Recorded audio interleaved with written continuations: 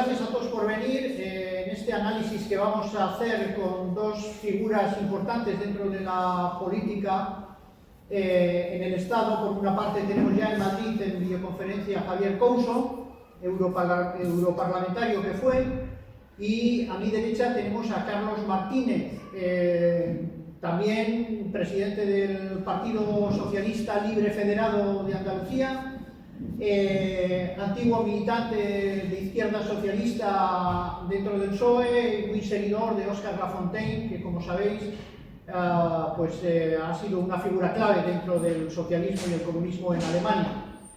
Las dos personas son analistas, saben de lo que hablan, y yo creo que va a ser interesante el tener esa opinión una vez que ya sabemos cómo están los resultados. Y sin más, voy a dar paso a Carlos Martínez para empezar esta conferencia. Hola, buenas tardes. Vamos a darle paso ya lo habíamos visto, a Javier Couso, que está por videoconferencia y está también trabajando, lo ves. En primer lugar, deciros que formo parte del proyecto Soberanía y Trabajo y que esa es mi principal y mi única y exclusiva dedicación en estos momentos. Tirar para adelante este proyecto del que Javier Couso, que como sabéis fue eurodiputado por Izquierda Unida,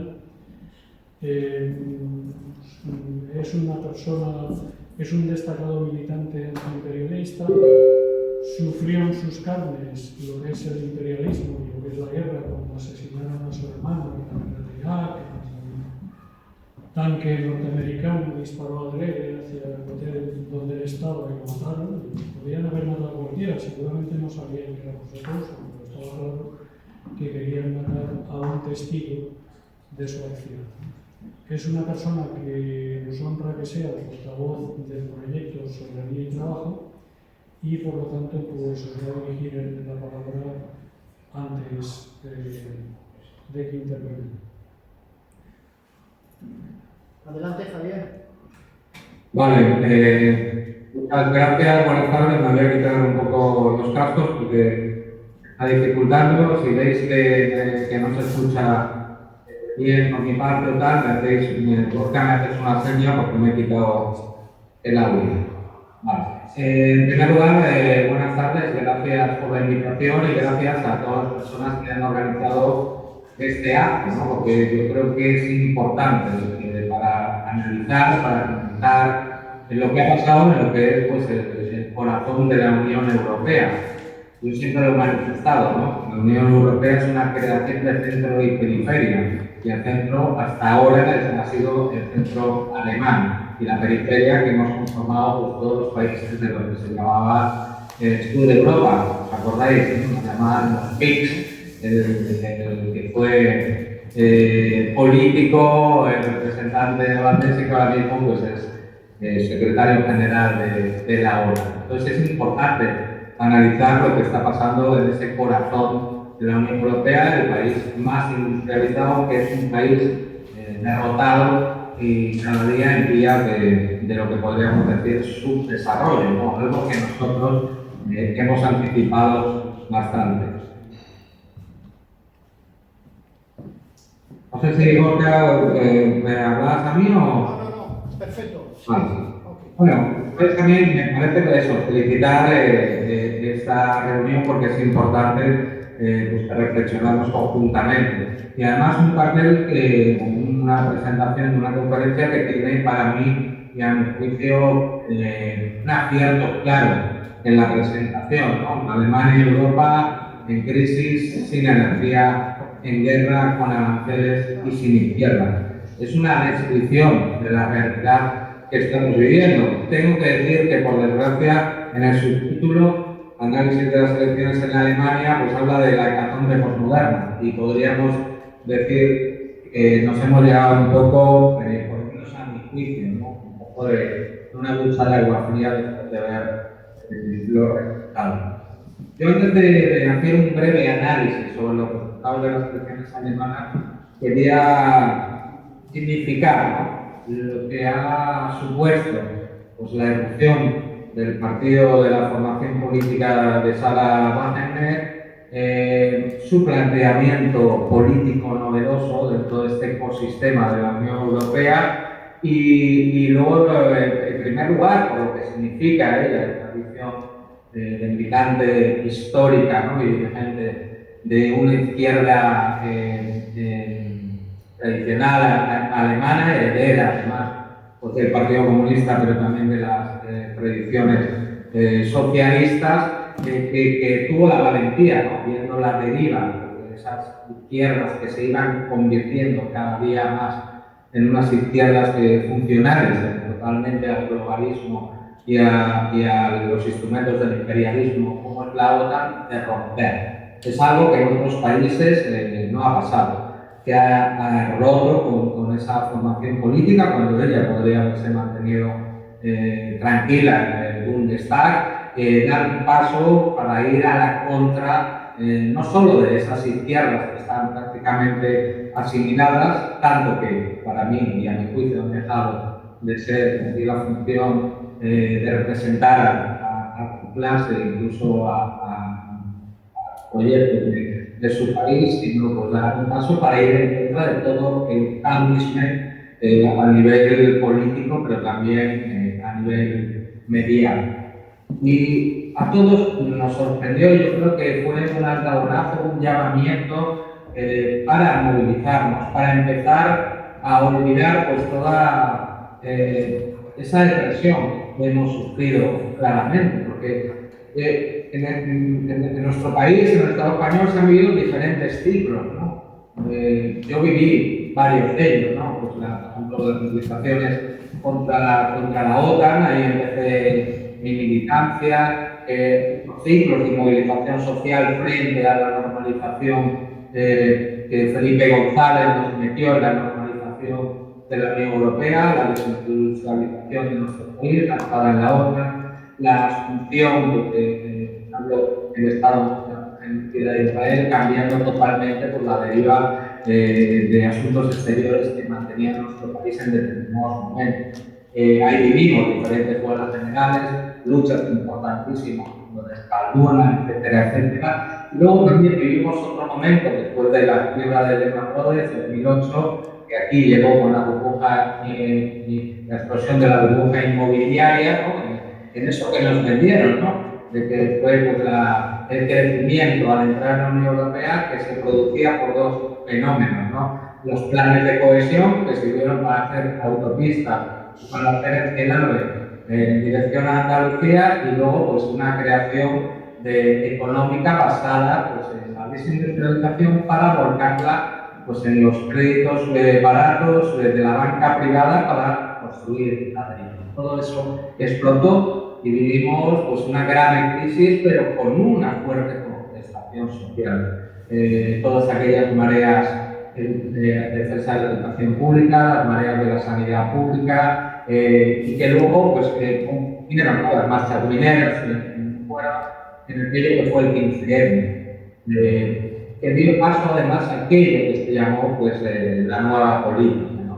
Determinados partidos que llegaron incluso a superar todas las marcas a nivel estatal de lo que había sido la izquierda, con representación nacional en todo lo que es español, el Estado español, ¿no? De 22 diputados que tuvo como máximo en el estatal de Julián Díaz, llegaba hasta 73 diputados con el presidente. Pero en el paso, yo ahí cuando me incorporo, porque yo vengo de los movimientos populares, del movimiento autónomo, movimiento sindicalista, y posteriormente pues, me incorporo como independiente en esa vorágine de movilización dentro de las listas de Izquierda Unida, recalco como independiente dentro del Parlamento Europeo. Y a partir de ahí fui testigo de esa deriva de lo que significó una parte de Izquierda Unida a partir de la asunción de Alberto Garzón, y posteriormente también pues, conocedor y cercano lo que fue la deriva posterior día a día de Podemos, ¿no? Yo conocí a Pablo Iglesias en la Tuerca, que tenía unos planteamientos nacional populares, incluso los círculos de Podemos fueron en homenaje a los círculos bolivarianos de la Revolución Venezolana, y luego se convirtió, pues pasó a llamarse socialdemócrata y luego pasó a ser una supuesta izquierda socioliberal exactamente igual que se convirtió prácticamente a todos los niveles, pues Izquierda Unida, el Partido con el PC, y podríamos discutir mucho si ya lo era antes o no, pero prácticamente pues ha construido una izquierda funcional, como digo, al globalismo y funcional también pues a los instrumentos de dominación de Europa y de nuestro país político-militar. Por eso es tan importante la irrupción de Sarah Wagner y de su libro Los Engreídos, del que tuve pues, el honor de ser prologuista. ¿Por qué? Porque fue un soplo de aire fresco frente a una izquierda desaparecida al servicio de ese globalismo. ¿Y qué es el globalismo? ¿No? Yo me acuerdo cuando nos manifestábamos, ¿no? Pues la se llama mundialismo, lo que fue la globalización, que realmente es la finalidad de la disolución de la soberanía de los Estados-nación y sobre todo pues, la construcción de una izquierda asimilable que ayude a estos planes, distrayendo claramente pues, pues, las aspiraciones de soberanía, las aspiraciones de conseguir una vida mejor y soberana. Una izquierda, como he dicho, que es funcional a la OTAN. Es curioso, ¿no? Como en muy poquitos años, la izquierda que surge en contra de una movilización popular ingente en nuestro país y en contra de la OTAN, es funcional ahora mismo a la OTAN y ha aplaudido las diferentes aventuras militares que han costado millones de muertos. Muy importante Sara porque también ha demostrado y ha denunciado la sustitución de la ética y la política socialista por una supuesta diversidad identitaria que tiene más que ver con el pensamiento individualista, neoliberal, sobre todo individualista, cercano al modo de vida que ha impuesto Estados Unidos y a todos los países del oeste después de la caída del campo socialista. Además, se atrevió con temas no tocados. Una crítica absoluta a esa agenda verde capitalista que incluso penaliza a nuestras clases populares. Cualquiera que tengamos un coche, yo por ejemplo lo tengo, vivo en un pueblo, un coche diésel, no puedo acceder a un coche eléctrico para moverme por las ciudades y toda esa pues, agenda que se impuso sobre una organización potentísima en cárcel de los saludos amarillos, por desgracia, derrotada, no sé, podríamos analizar por qué, ¿no? Y ella fue capaz de criticar algo que reivindicaba y que reivindica Podemos, que reivindica el PSOE, que reivindica el PP, ¿no? Que transversal es todo esa agenda verde capitalista y neoliberal. Y luego se atrevió también con la inmigración. Con la inmigración no en el sentido excluyente de los inmigrantes, somos un país de inmigrantes. Yo vengo de Galicia, toda mi familia, tengo familia migrante en Argentina, en Bélgica, en Suiza. No se trata de eso, se trata de esos planes globalistas para irrumpir en las sociedades, tensionarlas, bajar los salarios y sobre todo con una política neocolonial. Y está claro que hay que hablarlo, porque la izquierda ha dejado espacios vacíos sin atreverse a hablar de diferentes temas. Y es importantísimo que una personalidad como Sarah Wagner se haya atrevido a hablar de ello. Ha pagado su coste, como vimos ayer. Y una cosa importantísima de la que hay que hablar, la democracia, la construcción de nuestra democracia popular, socialista, con orientación socialista, frente a la oligarquía financiera. Además, los dobles locales de las oligarquías que tenemos en el Estado español, en la Unión Europea y en Estados Unidos, aunque ahora se estén celebrando mucho de ellos. También la valentía de Alemania de decir que Europa solo puede ser formando parte Rusia frente a la Unión Europea. Cuando Sánchez, cuando cualquier politicucho de nuestro país habla de Europa como si fuera la Unión Europea, eso no. Sí. Europa es importante, podría ser un polo en este mundo multipolar si tuviera una relación de buena vecindad con Rusia. Algo que desde el principio, desde varios siglos, ha intentado impedir primero el Imperio Británico y posteriormente el Imperio estadounidense. Es decir, ese poder anglo-estadounidense, y cuando leemos a sus teóricos siempre hablan de impedir las buenas relaciones entre Europa y Rusia para que no pueda hacerse un eje político, comercial y financiero. Lo han conseguido, lo estamos viendo. Incluso un país como Alemania, la primera potencia económica de Europa y de la Unión Europea, soportando un acto de guerra, el acto terrorista más grande con sectores estratégicos, como fue la voladora del Nord Stream 1 y 2, sin que pase nada, ni siquiera una pequeña investigación. Para ir terminando y dar paso a Carlos, una aproximación a los resultados de las elecciones alemanas. Para mí, nefasto. Son nefastos que miramos en general a Alemania. Los primeros 4 partidos son pro-sionistas, son pro-OTAN, son pro-demócratas. Aunque tengan algunas diferencias, por ejemplo, en la derecha de la AfD tiene como Vox una obediencia a lo que diga el partido de Trump, pero en su esencia son prácticamente iguales, aunque difieren ahora en estos partidos. Es decir, desde la CDU, que la conocemos de muchos años que ha gobernado en Alemania, hasta la supuesta izquierda de Die, comparten el apoyo a Israel.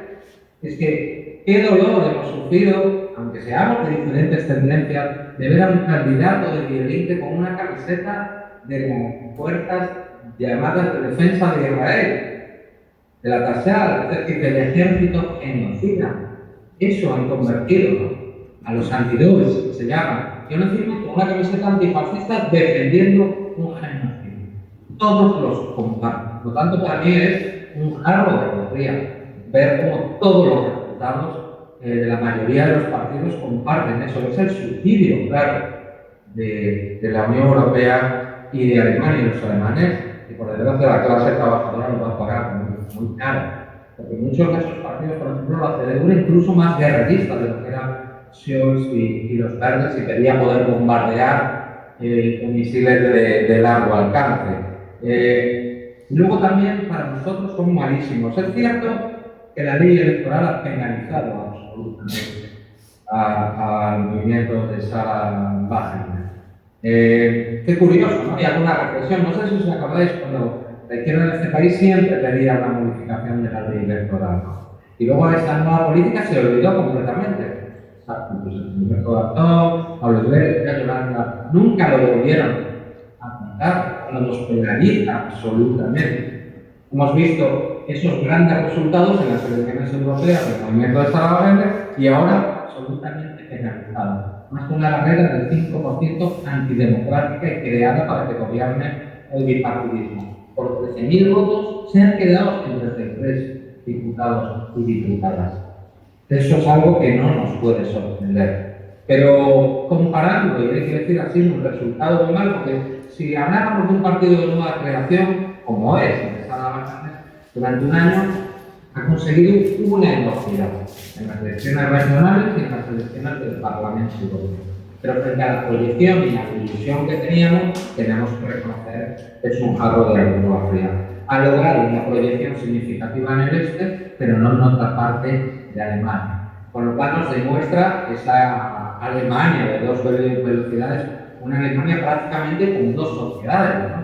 Yo quiero recomendar un libro que se llama La Quinta Alemania, en el que participa, entre otros, de Rafael Bock, tiene un artículo que es imprescindible, ¿no?, sobre cómo fue esa catástrofe de la asimilación de la Alemania del Este por la Alemania del Oeste, cuando además había unos movimientos populares significativos que son herederos de ellos.